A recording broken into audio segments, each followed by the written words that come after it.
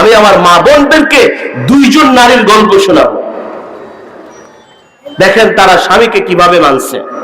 একজন হলো হযরত আবু বকর সিদ্দিক রাদিয়াল্লাহু তাআলা আনহুর স্ত্রী। আবু বকর সিদ্দিক রাদিয়াল্লাহু তাআলা আনহু তখন খলিফা ছিলেন, রাষ্ট্রপ্রধান ছিলেন। তো মারা যাওয়ার আগ মুহূর্তে স্ত্রীকে বলতেছে, তুমি তো রোজা রাখছো, আমি যদি মারা যাই আমার দাফন কাফনের ব্যবস্থায় তোমাকে শরীক থাকতে হবে, করতে হবে, প্রেশারি করতে হবে, দৌড়াদৌড়ি করতে হবে। তো আমি বলি কি, তুমি রোজাটা রাখো না, রোজাটা ভাঙ্গা ফেলবা। আমি মারা গেলে রোজাটা কি নফল রোজা ছিল আর কি। কথা বুঝতেছেন আপনারা? স্বামী স্ত্রীকে বলতেছে, আমি যদি মারা যাই তুমি রোজাটা রাখো না, রোজাটা ভেঙে ফেলবা, কারণ আমার জন্য অনেক প্রেশারি করতে হবে তোমার। ঘটনাক্রমে একটু পরই স্বামী মারা গেছে। তো মারা যাওয়ার পরে একটা স্ত্রী, স্বামী যদি আদর্শ স্বামী হয়, আবু বকরের মতো স্বামী হয়, সেই স্ত্রী কি স্বাভাবিক থাকার কথা? উনি স্বাভাবিক ছিলেন না। স্বামীর শোকে অন্যরকম হয়ে গেছে। এইভাবে দিনের বেলা প্রায় শেষ পর্যায়ে, আর কিছুক্ষণ পরে সূর্য ডুবে যাবে। এই মুহূর্তে মনে পড়ছে আমার স্বামী না আমাকে বলছে রোজা ভেঙে ফেলতে। আপনার কথা বুঝতেছেন? এখন সে চিন্তায় পড়ে গেছে যে সারাদিনই না খেয়ে থাকলাম, রোজাটা রাখলাম, আর কয়েক মিনিট রাখলেই তো রোজাটা কি হয়ে গেল, পরিপূর্ণ হয়ে গেল।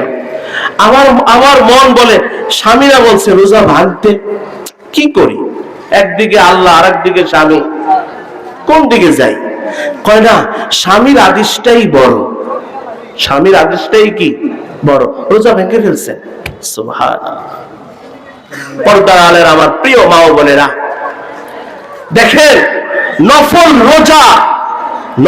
রোজা সারাদিন কষ্ট করে রেখেছে, স্বামীর কথা মানার জন্য রোজা ভেঙে ফেলছে। মহিলা সাহাবীরা তো এমনই ছিল, স্বামীর কথা স্বামীর জীবদ্দশায় তো মানত, স্বামী মারা যাওয়ার পরও মানত। আর তো অনেক মহিলা আছে স্বামী মরে রাখা, মরলেই ভালো, আমি বাঁচি, আরেক জায়গায় সংসার করব। আর মহিলা সাহাবীরা কেমন ছিল, স্বামীর কথা এমন মানত, জীবদ্দশায় তো মানতই, মারা যাওয়ার পর স্বামীর কথা মানত। আরেকটা ঘটনা বলি শেষ করব। ওমর ইবনে আব্দুল আজিজ রাহমাতুল্লাহ আলাইহি, নাম শুনছেন না? দ্বিতীয় ওমর বলা হয়, ন্যায় ইনসাফের বাদশা, ন্যায় ইনসাফের প্রতীক ওমর ইবনে আব্দুল আজিজ রাহমাতুল্লাহ আলাইহি। তার স্ত্রীর নাম হলো ফাতেমা। ফাতেমা হলো রাজকীয় পরিবারের মেয়ে। তার বাবা বাদশা, খলিফা ছিল, মানে বাদশা ছিল। তার চাচা বাদশা ছিল, তার ভাই বাদশা ছিল। কেমন ফ্যামিলির, কত উঁচা ফ্যামিলির মেয়ে। আমার প্রিয় মা বোনরা, আপনি কত শিক্ষিত, আপনার চাকরি কত বড়, ওমর ইবনে আব্দুল আজিজের স্ত্রীর থেকে আপনি বড় হন নাই। ওমর ইবনে আব্দুল আজিজের কথা শুনেন, তার স্ত্রীর কথা শুনেন। ওমর ইবনে আব্দুল আজিজ রাহমাতুল্লাহ আলাইহি খলিফা হওয়ার পরে স্ত্রীকে বলতেছে, স্ত্রীর নাম ছিল ফাতেমা, বলে ফাতেমা তুমি তো বংশীয়ভাবে বড় লোকের সন্তান, সবার আদরের মেয়ে ছিলে, কলিজার টুকরো ছিল, সবাই তোমারে অনেক কিছু উপহার দিছে। উপহার বলতেই স্বর্ণের জিনিস, 2-4-5 টাকা না, প্রচুর গহনা ছিল, স্বর্ণের অলংকার ছিল। বলে যে স্বর্ণের অলংকার গুলো তুমি বাইতুল মালে জমা দিয়ে দাও, রাষ্ট্রীয় কোষাগারে জমা দিয়ে দাও। কথাটা যৌক্তিক না অযৌক্তিক? কোন অযৌক্তিক না? আর কি দরকার আছে? কিন্তু উনি কিচ্ছু চিন্তা করেন না, ফাতেমা কিচ্ছু চিন্তা করেন না, প্রশ্ন করেন না যে স্বামী এই কথা বলেন কেন। সাথে সাথে স্বামীর কথা পালন করার জন্য সব স্বর্ণ অলংকার বাইতুল মালে জমা দিয়ে দিচ্ছে। এরপরে তারা কি পরিমাণ অভাবে পড়ছেন, এটা না বুঝাইলে সামনের কথা বুঝবেন না। ঈদের সময় হয়েছে, ওমর ইবনে আব্দুল আজিজ রাহমাতুল্লাহ আলাইহির সন্তানদেরকে ঈদের পোশাক কিনে দেওয়ার তৌফিক ছিল না। তো স্ত্রী ফাতেমা বলতেছে, সব পিতামাতা তার বাচ্চাদেরকে ঈদের পোশাক কিনে দিছে, ওদের জন্য তো আপনি কিছু কিনলেন না। স্বামী ওমর ইবনে আব্দুল আজিজ, রানিং খলিফা, চলমান খলিফা, বলতেছেন, ফাতেমা মেরে পাস পয়সা নেই, আমার কাছে তো টাকা নাই, আমি কি দিয়ে কিনে দেব? স্ত্রী চুপ, স্বামীও চুপ। বেশ কিছুক্ষণ পর নীরবতা ভেঙ্গে দিয়ে স্ত্রী ফাতেমা বলতেছে, আমাদের যে পয়সা নাই এটা আমাদের বাচ্চারা বুঝবে না, ওরা ছোট মানুষ, ওরা বুঝে আনন্দ ফুর্তি, ওরা এটা বুঝবে না।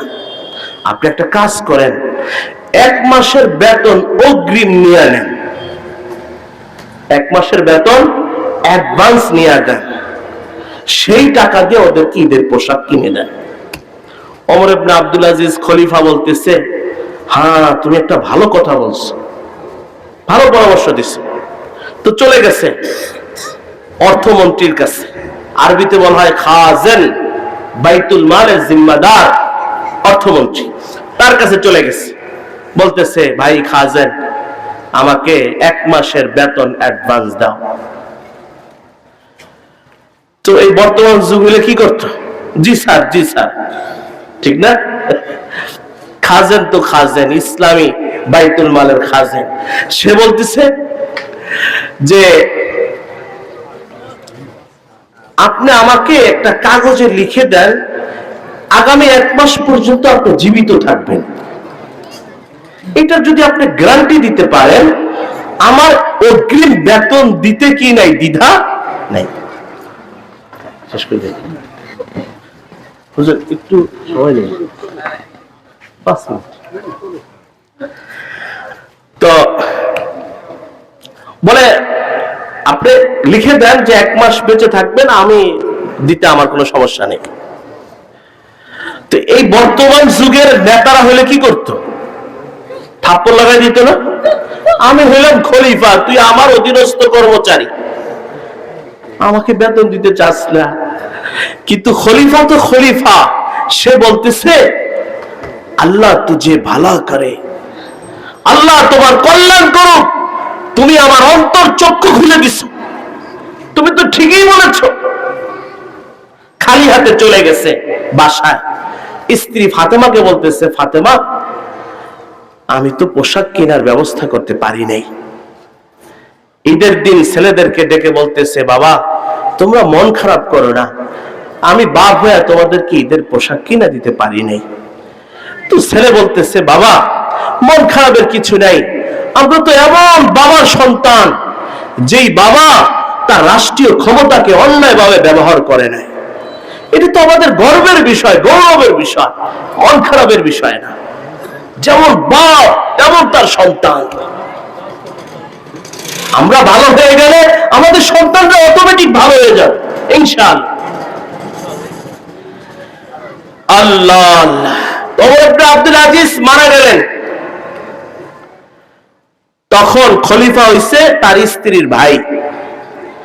ভাই বলতেছে, ফাতেমা তোমার স্বামী খলিফা হওয়ার পরে তোমার সব অলংকার রাষ্ট্রীয় কোষাগারে জমা দিয়ে দিছো, তোমার তো খুব অভাব।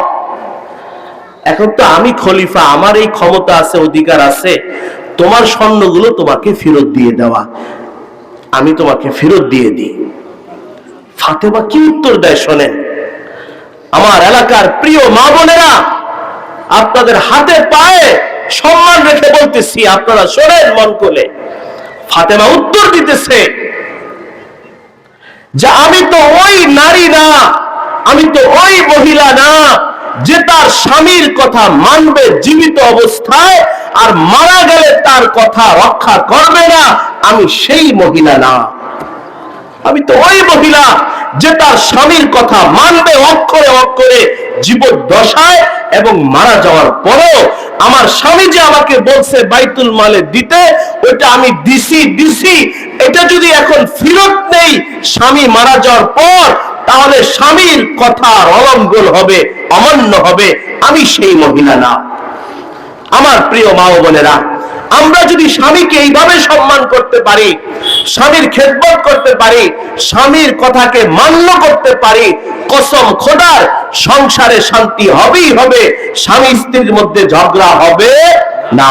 আল্লাহ তাআলা আমাদের সকলকে এই কথাগুলো বুঝার, আমল করার তৌফিক দান করেন। আমরা স্বামীরা স্ত্রীর হক আদায় করব, স্ত্রীরা স্বামীর হক আদায় করব, একে অপরের হক আদায় করব। আল্লাহ তাআলা আমাকে আপনাদের সকলকে এই কথাগুলো বুঝার, আমল করার তৌফিক দান করেন। ওয়া আখিরু দাওয়ানা আলহামদুলিল্লাহি রাব্বিল আলামিন।